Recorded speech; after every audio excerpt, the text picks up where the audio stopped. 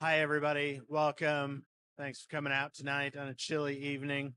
I'm very pleased to welcome to LeGrand, Jeremy LeGrand, Kyle Peets, and Tom Wixo.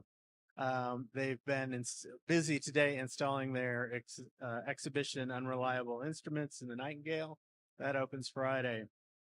So a little bit about the three of them before we get going here. Jeremy LeGrand is a painter based in Portland, Oregon. After attending Portland Community College, he earned a BFA from Pacific Northwest College of Art. His work often uses patterns and rhythm to build dense, abstract compositions based on fragments of bodies and the natural world. He currently spends most of his time playing hide and seek, though, with his daughter and occasionally sneaking out to work in the studio. Kyle Peets is a multidisciplinary artist and educator who has exhibited his work nationally and abroad. He has had solo exhibitions at Carnation Contemporary in Portland, Platform Gallery in Denver, Colorado, as well as numerous group exhibitions throughout the U.S. His work was published in the periodical, is it pronounced Sports or is it the Sports? Okay. By Endless Editions of New York, archived in the Watson Library Special Collections, the Metropolitan Museum of Art, and MoMA. He received an MFA in printmaking from the University of Iowa, as well as a graduate certificate in book arts from the Iowa Center for the Book. Kyle currently teaches print and book arts at Whitman College in Walla Walla. Tom was born in Northwest Minnesota and is currently a painter based in Los Angeles, California. He came a long way to be here. He holds an MFA in painting and drawing from the University of Tennessee, Knoxville, received his BFA in studio art from St. Cloud State University, and attended the Yale Norfolk Summer School of Music and Art in 2014. He's a recipient of the Ellen Battelle, Stokel Fellowship, a full fellowship to the Vermont Studio Center, a Joseph Delaney Fellowship, and an artist residency at the Soap Factory. Please help me welcome the three of them to EOU.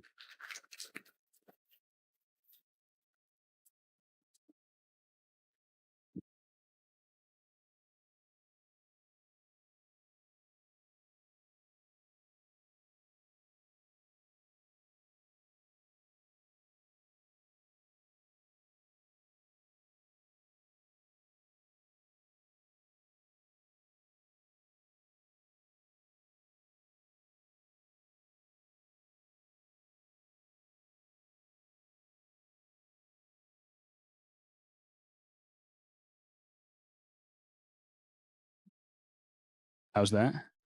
All right. What is an artist talk without some technical difficulties? All right. So these next works are going to be from a show I had at Carnation Contemporary in May of 2021. This is called We Gathered. There's some exhibition shots. So these pieces are mixed media. They're screen print, colored pencil, collage, ink, and paint. And they're all done largely on paper that's then mounted to plasma cut steel.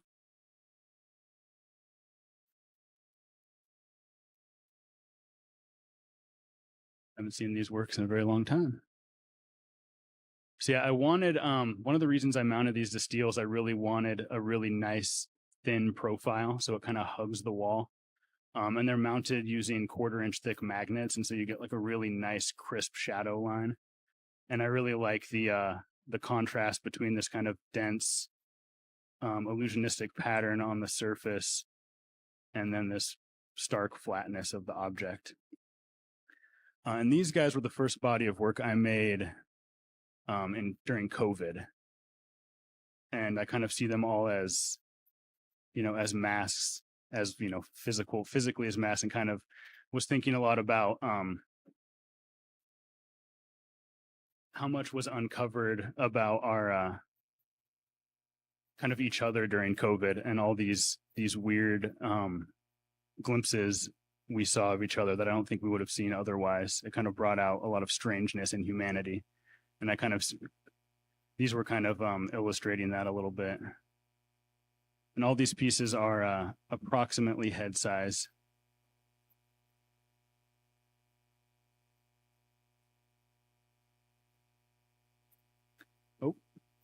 title card out of place. This is from a show I had in 2022 at Carnation Contemporary. This is with Matthew Bennett Lawrence. It was a 2-person show. And this piece was a mixture of sculpture and sculpted painted works. Again, kind of playing with getting away from a square format of painting and playing with silhouettes and cutout shapes. Matt is a very skilled potter. And so we kind of had this conversation about me fabricating these sculptural pedestals for him. And this is a really fun show. Matt and I actually had very little communication in planning for it. We met once about a year prior to the opening. And our idea was, let's just individually make a lot of work that's very colorful, very bold, very vibrant, kind of related to the body in some way. And then we met again a couple weeks prior to install, just to kind of have another brief conversation about how things may or may not go. And then we just showed up at the gallery with crates of work and just kind of improvisationally installed.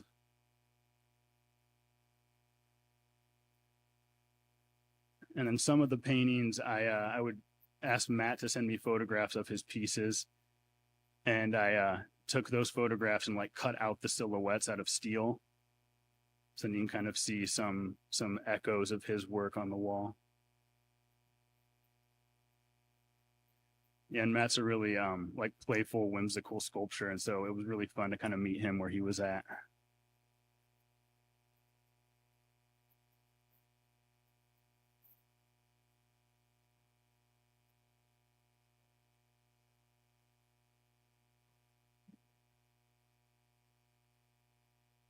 All right, this is some work from a show I had in 2021 at Well Projects. This is a gallery in Portland, Oregon. I'm kind of continuing my theme of getting away from the square format of paintings, playing with a lot of shapes. And this show was right around when my daughter was born. And so there's a lot of like themes and images kind of related to having a child in the house, and a lot of like the weird, playful objects that come with having a kid. And that piece on the left is called Giant Steps, and that was just kind of me thinking about the milestone of having a kid take her first steps. And so I kind of wanted to have a piece embody that by looking like it was walking itself right off the wall. And that kind of piece off from the spiral, is this thing called a sleep suit, which is like a little sleeping bag you put your kid in. And I really liked it because it had it almost looked like a weird body. And then I cut a couple holes out that kind of make it look like eyes, but are also, truth be told, nipples. Because there's kind of like a lot of, as any parent knows, a lot of nipple focus when you have a baby. And I just thought it was like a little tongue in cheek. Yeah, and a lot of these are just silhouettes of like little odd toys that she had laying around the house that I just kind of used as a motivation. And then that was just my general feeling of being an overworked and underslept parent, for what it's worth. And all these pieces are on MDF that was cut with a CNC machine. I did all the drawings in Illustrator and had them cut out. And all of these works are acrylic, which I haven't mentioned. And there's like a little happy face, sad face, kind of intestinal.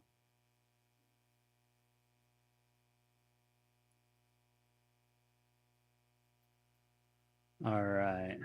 This is from Yelling at the Sun. This was my most recent show at Well Projects. It was October in 2024. This first slide is just an Illustrator artboard. One thing I've had to do since having a kid and having a demanding job, my wife's also a sculptor, is become really strategic about how I make work now. I used to, just go to the studio and play. and have as much time as I wanted to play before I had all of the responsibilities I have now. And unfortunately, I'm just not able to do that as much. And so I've had to be much more strategic, plan much more. And this is just like an example of some of the patterns and layers that I will use in paintings, and I'll just draft everything in Illustrator at this point. So I'll kind of go to my studio, build a bunch of canvases, start a painting, take photographs, pull that painting into Photoshop, do some editing, pull it into Illustrator, and then just layer it with these vectors until I kind of find something I like. And then I'll typically project that one of these patterns onto the painting, and then I'll go through and hand paint it. This also has pulled me away a little bit from the shaped canvases and put me more towards square canvases. A bunch of these works you're going to see if you come to the show tomorrow, you'll see them. And these have been playing a lot with opticality and moire patterns and figure ground relationships. Some details of these.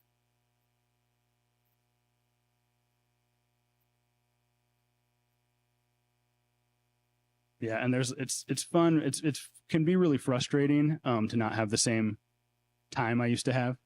But there's also something kind of freeing about having a very specific set of rules and restraints that I have to follow. Kind of losing a little bit of the freedom, ironically, is a little liberating.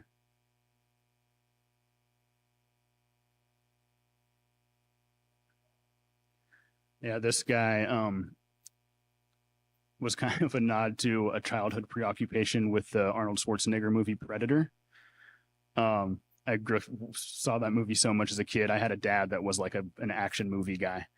And I remember the first time I saw the Predator with his cloaking device on and thinking that was like one of the most beautiful things I'd ever seen. Like this very strange illusion and refraction of light and this thing moving that you couldn't quite put your finger on. But knowing something was there, and that it's in a funny roundabout way, it's like one of the things that fascinates me about painting and always draws me back to this specific kind of painting is knowing that there's some meaning somewhere that's kind of always evading you, always hard to pin down.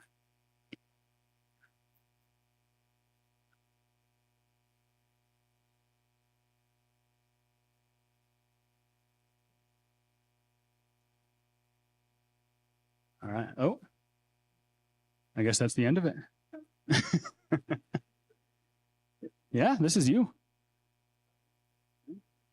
Yeah. You ready?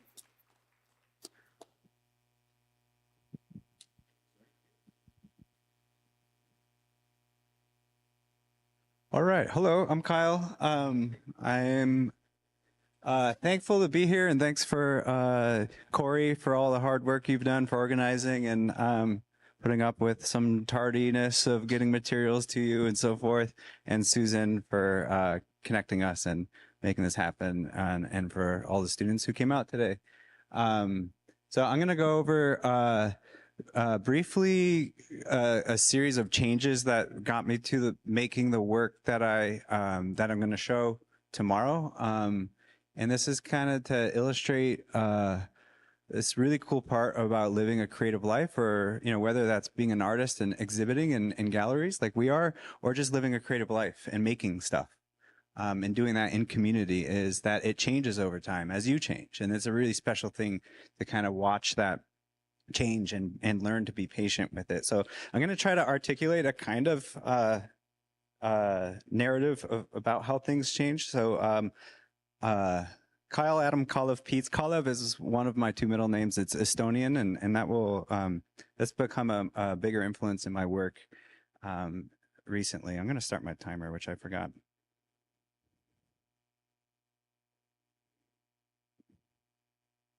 Okay.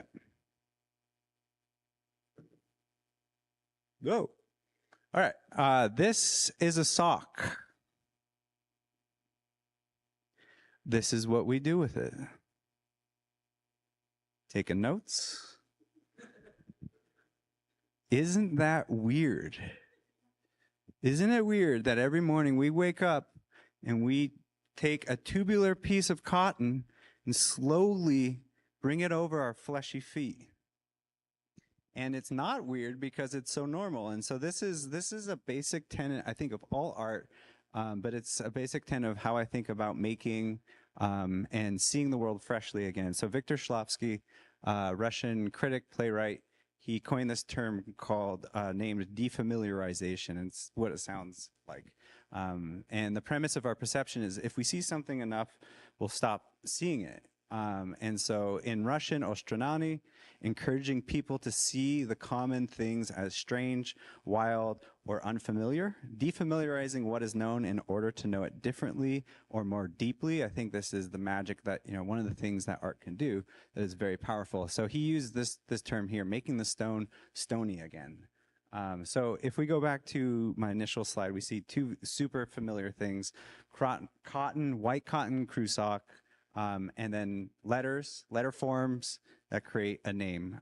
So language, socks, pretty familiar. How do we defamiliarize this? We can, all right, so we can like disrupt the linearity of the text, and that makes it a little bit strange. It's looking a little bit different, but I think we can push that a little bit further. There we go. Now we have like this heap of material, and all of a sudden these letter forms, which are signifiers that symbolize this other thing, turn into a bunch of lines, and you realize, oh, hot damn.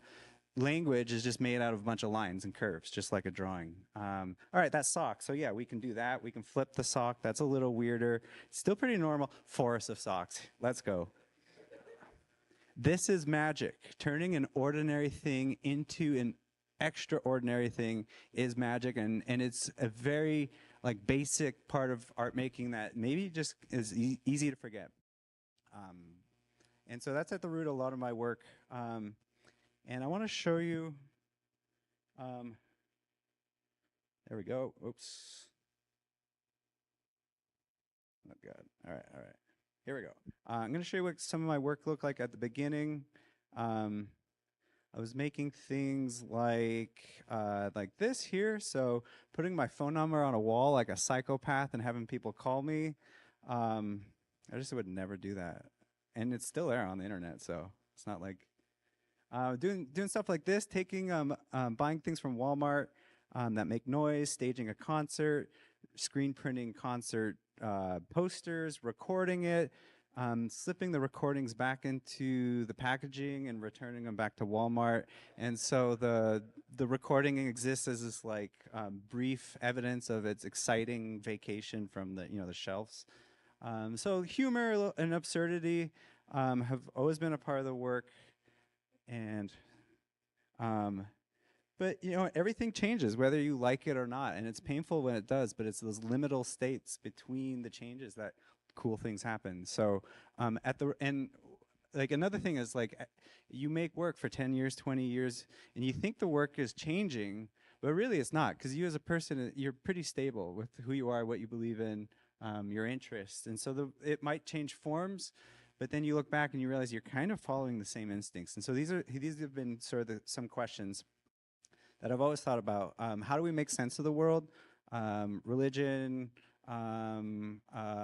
science, politics, stories, art, and what can art do that other forms of knowledge can't do? So, art can do things that science can't do. It can contradict itself. It can use satire and humor and so forth. So riffing off of Unreliable Instruments, which is the name of our show, I started thinking about the instruments that we use to make sense of the world. And I started to push those instruments beyond their capabilities. So things like a camera, a microphone, these things are supposed to like put the world into focus, but we can actually push them into places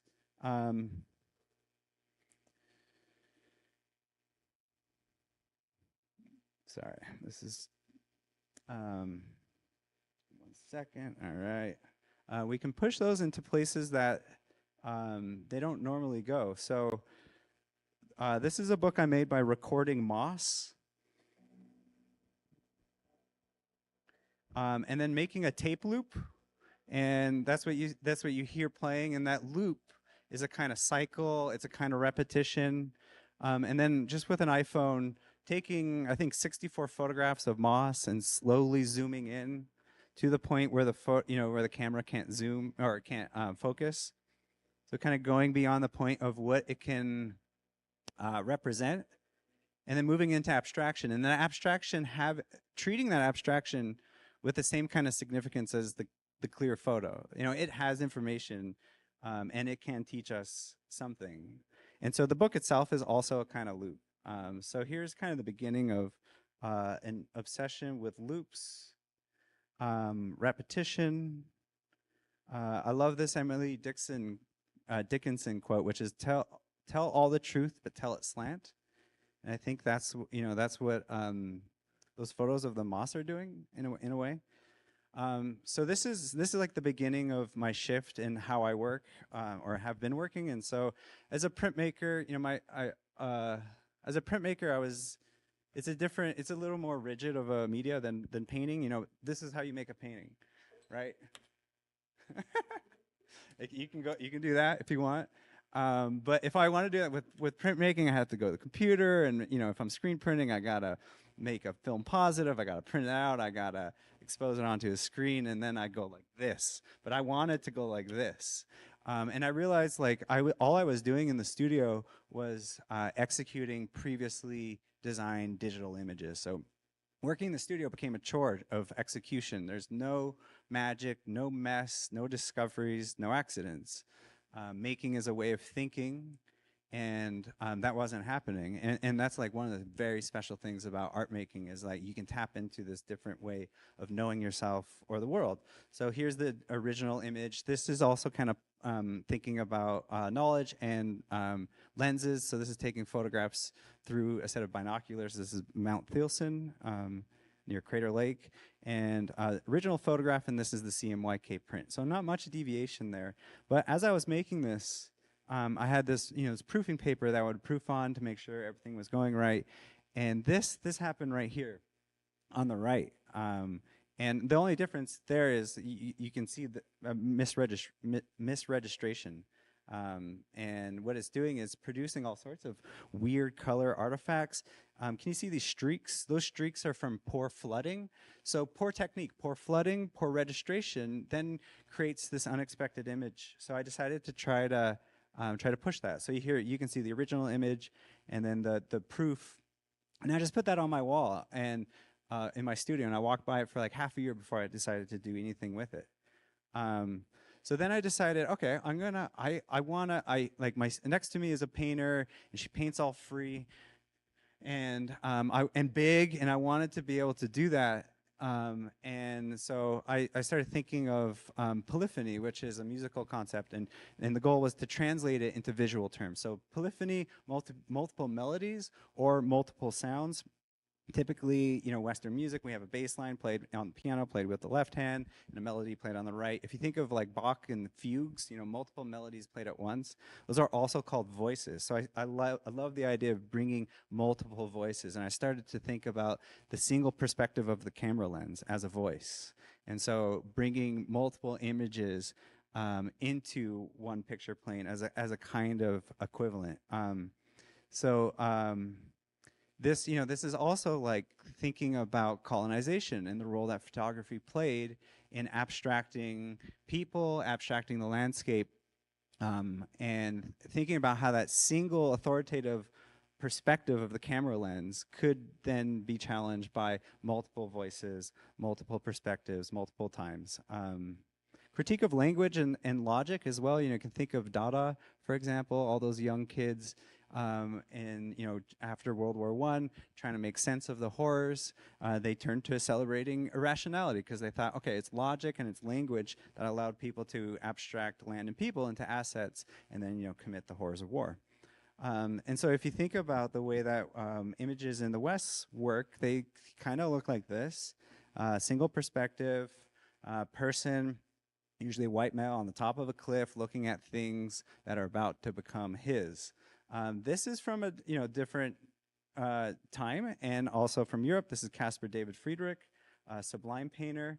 And in 2018, I made these digital erasure pieces where I would take these the figures, the male protagonists from these Sublime paintings, and I'd get rid of them. And it's a series called Pure Terror, and so all that's left is the landscape.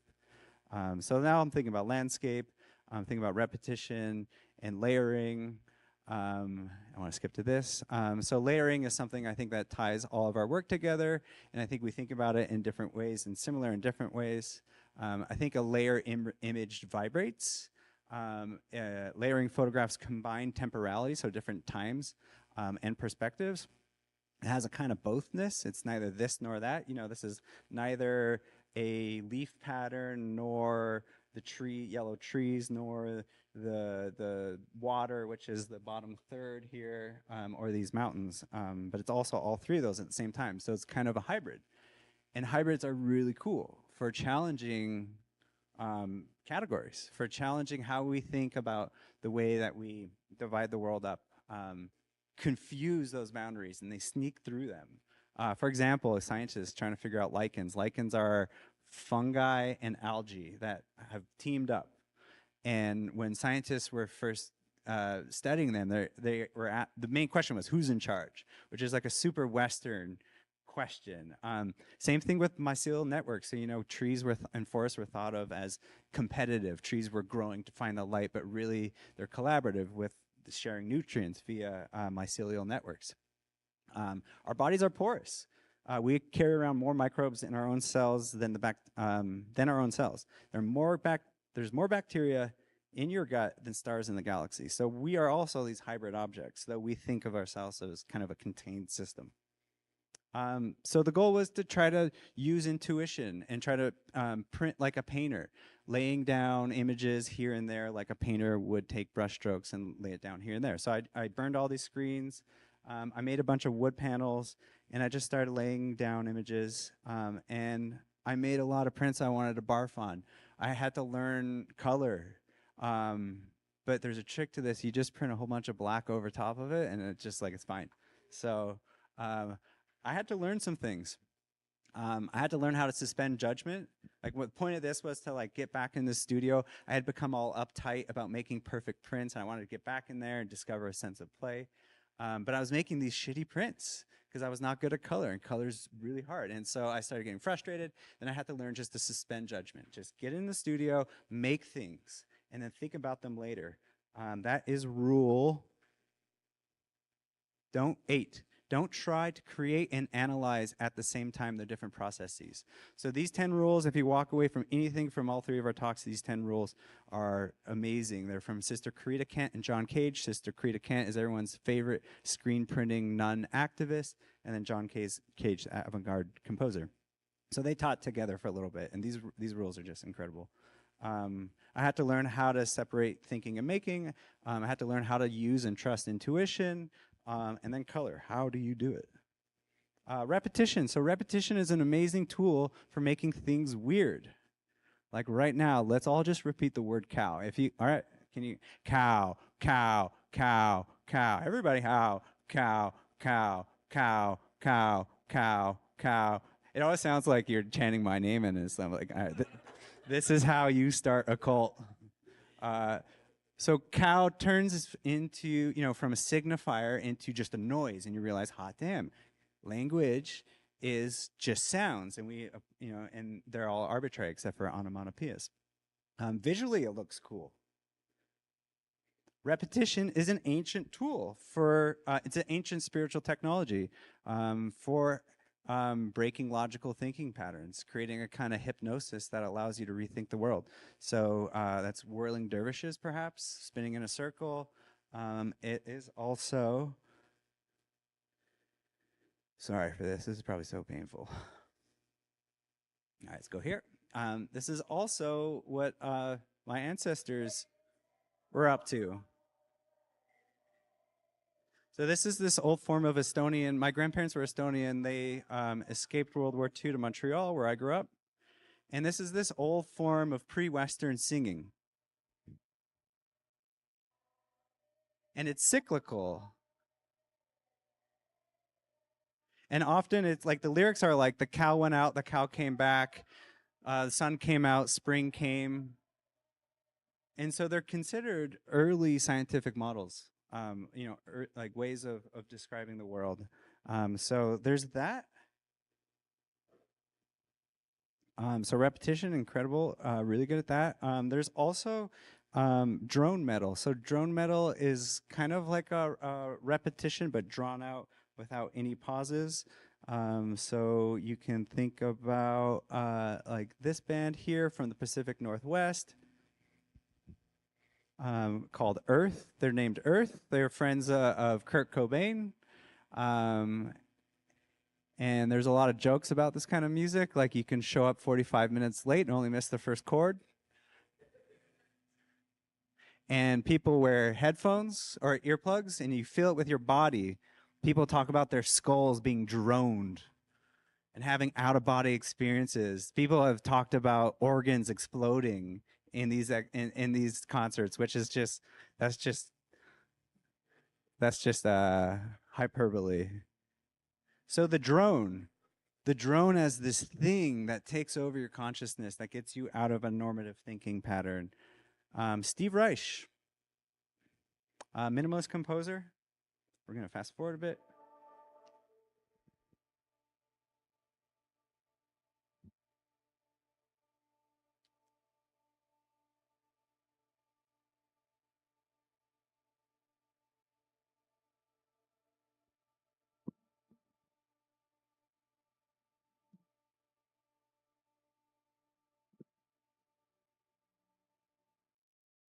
So he used a technique called phasing, which I'm going to try to show you. There we go. Whoa, there's my girlfriend. What's the name of the your mascot? Mountie? Monty. All right. Do you say go Monties? What do you say at games? Like go Monties? Go Mountaineers? Go Mountaineers. So Steve Reich used this technique called phasing, and you can see the two recordings slowly drifting apart from each other. So every cycle, you have secondary, tertiary rhythms, melodies.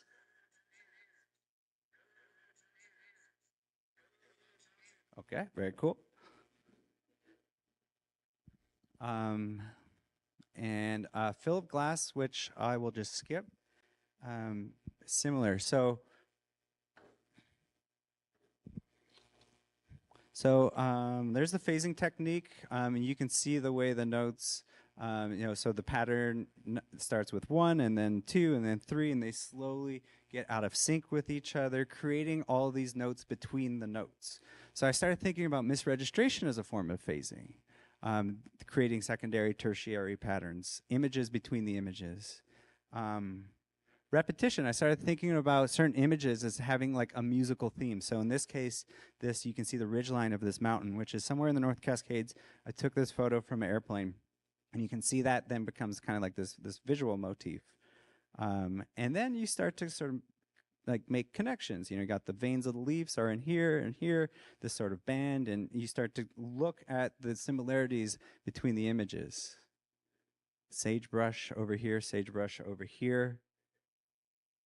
And so I like the way that sort of incentivizes attention from the viewer. And maybe you grew up playing games like this. I loved this game growing up. And this becomes something similar where you're looking at two images that use repeating motifs or visuals, but have slight differences. So then I invented an advanced technique called willy-nilly. And willy-nilly is printing using intuition in your heart and then thinking about it later. I had to invent different ways of printing, and so trying to use as much of the paper up as possible, laying down paper, multiple pieces of paper, printing on multiple pieces of paper at the same time. You can see blank paper, open paper. Limitations turned into possibilities. I wanted to go big. In screen printing, you're limited by the screen size, by the exposure unit. I wanted to print on paper like that. So then I decided just to turn to printmaking's bread and butter. Every technique has affordances, things that it can do well. One thing that printmaking can do is repeat. So, all right, if I can't print on an entire image, here you can see the whole piece of paper, and you can see, the screen can only print that big. I'll just use repetition to fill up the whole page. And then, so that means that then a technical limitation turns into a conceptual device, which is pretty cool because all that stuff just like happen naturally. So repetition, as a way just to get to fill the whole paper. You know, that's the goal. And then repetition turning into an idea, hypnosis, new thinking. And so a lot of the work I'll show here that I'll just wrap up with really quick, you'll see in the exhibition tomorrow, started thinking about landscape as a process and not a thing, something that has agency, something that is changing at all times. Returning to my Estonian roots, Estonians are the least religious country in Europe. It's like under 20% believe in God, but 82% believe they can talk to trees, and that's just because they're a pagan country, and that paganism is still there. So this work has something to do with talking to trees. And I started thinking about abstraction as a tool for knowing. Abstraction obstructs legibility, but also surfaces new forms of reading, like secondary, tertiary rhythm and phasing. So abstraction as an alternative tool for understanding, and one that's free, and one that doesn't deceive or slaughter, whose logic isn't rooted in violence or racism. And so here's some of the work, and you can see, you know, Jeremy mentioned, I always use the term fore-aft relationships, but you used another term, which I think is figure ground. Yeah, so figure ground relationships, what's behind, what's not, what's in front are confused, which then disrupts hierarchies, and it creates a kind of bothness. So this is an exhibition at Carnation Gallery, which is an artist-run space, which is a little bit different than a commercial gallery. Artists pay the dues, they keep the lights on, they can do whatever they want, whereas commercial galleries are a little more like retail shops, and so they have to sell. That's it. Sorry, I went a little long. That's it for me. Thanks.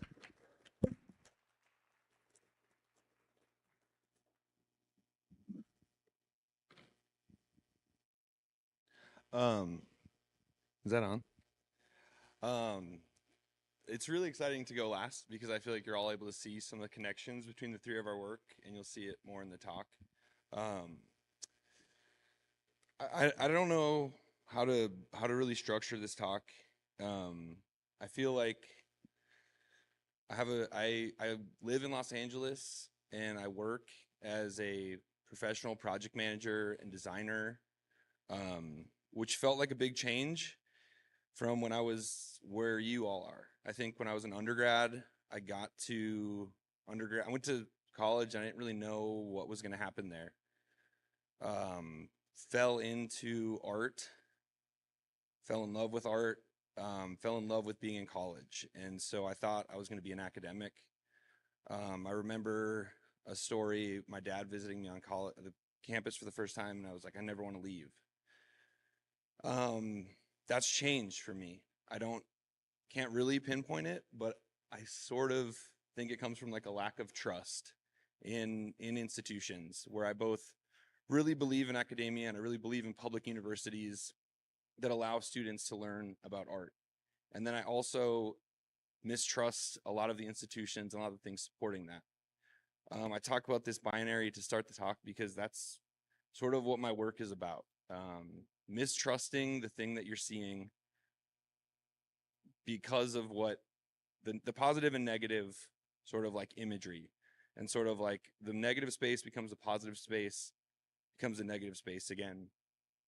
So I wanted to sort of structure this talk as both a binary, where I'm going to talk about my work in terms of the paintings that I make and the drawings I make, and then also my work in the, like, how I pay to make paintings and drawings, and how I survive, and how, yeah, I guess just to hopefully show you a way when you leave here to keep making work, because I think that's really important. I'm also going to say this quote here by the poet Eileen Miles that I think about almost every day I go to the studio. She said this in an interview in 1991. When somebody asks her, what do you think the artist's job is? And I really like that phrasing, like, what is our job? Like, what do we do when we're artists? And her response was, oh shit, I forgot to start my timer. Her response was to keep our sensibilities alive, so we aren't numbed by our struggles to survive. That's what I think our job is right now, to keep people alive so they know they can feel what is happening as opposed to simply trying to fend it off. And so I think about this a lot because I think about making work and what is, what are we doing with that? How is it for other people? How is it for us? I also can really relate to this idea of like fending off life. I think we all can probably relate to it. Having a job, watching the news, seeing what is happening around us, and wondering what's our role in it. So I think that's kind of where my motivation for making work comes from. That's where my motivation for this talk comes from. So I'm just going to sort of walk through where I started, where I am, and hopefully figure out what my job is in this talk. So I went to undergrad in St. Cloud State University, small university outside of Minneapolis. There's it on a map. There's the building. I think it's important to see where things are. When I was at St. Cloud State University, I had the really exciting opportunity to go to the Yale Norfolk School of Art, which you should all try to go to. It's this really incredibly exclusive, incredibly unfair institution that Yale sponsors to allow really privileged kids to do this incredible summer residency because their fancy art schools in New York nominate them to go. I found out about this program. I convinced the director of my department to nominate me to go. I think they only let me in because they wanted to know where St. Cloud State was. I don't know why or how I got there, but it was super exciting. It was the first time that I met other artists from outside of Minnesota. This is the work I was making when I was there. The work was really political. I think I wasn't very good at painting, so I decided to have really good politics, and then nobody noticed that the paintings weren't very good. And it worked for like a long time. Got me into grad school, got me a few other opportunities. I also was able to do an internship at Midway Contemporary Art, which is a nonprofit art gallery in Minneapolis. They also have an art library. I think about this like 3-month period a lot because it taught me how to work in the art world. It taught me how to pack paintings. It taught me how to hang paintings, which is how I've paid a lot of my bills since getting out of school. After that, I went to grad school at the University of Tennessee in Knoxville. This is, again, on a map where that is. I think I had really high expectations of grad school, and I was let down by almost all of them. I think grad school is a really great place to make work. I think grad school is a really great place to meet a community of artists, and it's a really good way to get out of your hometown. So if you're thinking about grad school, if that's what you expect out of it, it'll probably give you more than that. Highly recommend it, highly discourage it. Again, binary. It's like two things. When I was there, I had the opportunity to go to the Vermont Studio Center. There's a picture of the Vermont Studio Center. Incredible landscape, incredible space to make work. It was here that I started thinking about painting and started thinking about politics in painting. And for context, this was 2016. Trump had just got elected. Everybody was really upset. Painting felt like it wasn't a good thing to do at the protest. It felt like I have a privilege to be a painter and I can do something that's political, but I can do something that's slower. I can do something that's more thoughtful. I can help people feel what they're doing. So when they go back out in the world and go back to their jobs and go back to wherever they're going, they can have a reason for doing it. The other thing that I did was 3 weeks before my thesis show, my 2 roommates and I curated a show in New York City for the spring break art fair, where we reached out to 12 artists. We had them ship all of their work to Knoxville, Tennessee. My roommate and I filled a rental van from Enterprise with the work. We drove to New York, installed this show in Times Square. We're in completely way over our head, didn't know what we were doing. But it was great. It showed me that I could do something outside of school. It showed me that I could build community with art, and I could sort of make spaces where people could help each other encourage each other, feel the world with each other. And I met a lot of great artists in New York that I still know today. And then after graduate school, I'm skipping over a part where I moved back to Minneapolis for the summer, and I lived in my friend's laundry room, and I had a studio, and I worked construction, and I dug trenches. And I tried really hard to get a job anywhere else. And I got a job at Bucknell University, the Samick Art Museum, as their head preparator. And because I had learned and I'd done that internship, and I knew how to hang paintings, and I knew how to pack paintings, I was able to get this job, and I was able to move, and I got health insurance for the first time. And then I was in rural Pennsylvania in an academic environment and incredibly miserable.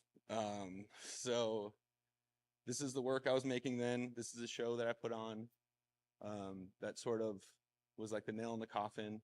The show was called Border Cantos, a really, really wonderful show where these two artists collaborated. One of the artists made instruments with trash found at the Mexican-American border. The other artist was photographing the border. Incredibly beautiful, minimal show where I had to work with like 13 different motion sensors so that as you move through the gallery, all the instruments would play at different volumes. And I did all this work. The show happened, and it wasn't the kind of community I wanted. It was two guys came to campus. They were sponsored by the Crystal Bridges Museum, which is bankrolled by the Walmart family.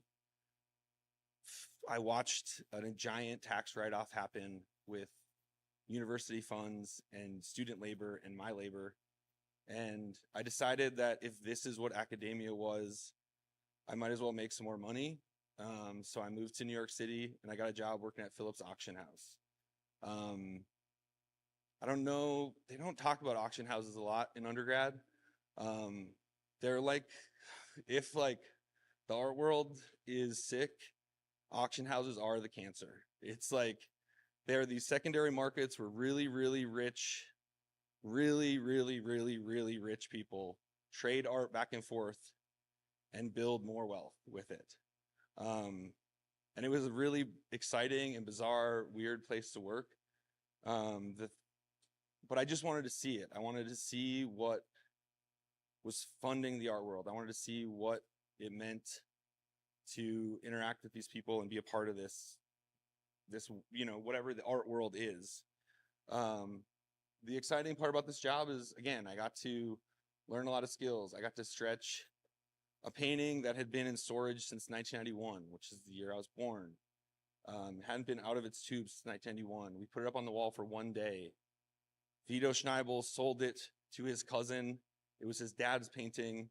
His cousin bought it. His cousin resold it to Vito Schneibel. They both somehow made money. I don't understand it. And a bunch of people worked super hard for a family to play with their money. And it was really bizarre. And it really made me sort of realize that the capital A art world was something that wasn't real, and I had to sort of create one myself. The other exciting part about this job is I got to see a lot of art that's held in private collections. So I got to see these Jeff Koons pieces. I got to see artwork out of its context, which is really exciting. I got to, I really like this image of paint next to a Basquiat painting. I got to see, these are two paintings, a Norman Rockwell and Peter Doig painting that have been in a private collection since their inception. They've never been on view in the public. That part was cool, but it was, again, it was draining, it was bizarre. I think also COVID was happening, it was winter, so I wanted to leave New York. I moved to Los Angeles. I worked as a freelance art handler for the first couple months. Started making work. I think the work changed a lot when I moved to LA, but I can't really put a finger on it. I think it had something to do with I started looking at plants instead of looking at my phone. But then also looking at my phone and looking at plants and playing that same binary back and forth of which one is more important. After a while in LA, because of a boss I had at Phillips, I was reached out to by a jewelry company called Spinelli Kilcullen to start helping them do pop-up displays and build stores and project manage getting those things done. I've done this for the last 4.5 years. It's hard to explain what I do, but basically my boss draws things on a piece of paper and then I have to make them a physical space. So this is from our show or our space in New York, where we had to fabricate this 14-foot wall relief, figure out how to get made, figure out how to get installed. And it's been a really rewarding job because it's allowed me to make my money outside of the art world. I feel like I don't have to compromise my studio in a way where I can just compromise my day job like everybody else. I can go back to the studio and I can, have a space where I can actually figure out what I want and what kind of community I want. And I don't have to worry about paying the bills that way because those are paid with a day job like everybody else. So here are some more images of just what I do every day. But with that, a couple years ago, 2 friends of mine and I in LA started a artist run space in the front of a frame shop in Los Angeles where we started curating shows. This was super rewarding because it was finally, I felt like it was a way that I could invite artists to LA, I could meet artists in LA, I could reach out to people that I felt like were making similar work and kind of build our own art world, I guess, in a city that's, I guess a center of the other art world. But we could sort of just do this thing where every opening was really well attended. Almost nobody bought any work. Almost everybody made a new friend while they were there. It was super, super, super rewarding, super, super hard work. This is actually an image. Kyle was in a show that we did, this silhouette. I just want to put that in there because it's just, I think, to remind you all that, like, I think there's no like art world to participate in. There's just like ones to make and people to build it with and other people to travel close to or reach out to or be a part of. This is another show I did with 2 friends, one from LA, one from Ohio. This was her first show in LA. She came out and I guess it felt really funny because I'm like, I've had all of these jobs and I've like, punched clocks at all of these institutions that, are important, are capital A. But this was like the first time in my career that I felt like when I would go to an opening, it was for me and it was for the other artists in it. And unfortunately, the space closed because the space was sold, and that's how the world works. But it was really exciting to be reminded of like that Eileen Miles thing. Like how do we keep our sensibilities alive? How do we think about what we're feeling? How do we make work that reminds people how to feel? And so, yeah, that's kind of everything that I think about in making work is just like finding a way to position yourself, never feeling bad about the work you're making, never compromising how you're making your work, but also, just carving out enough space to build the art world you want. I don't know. I think we have to do something before we have Q&A for all 3 of us with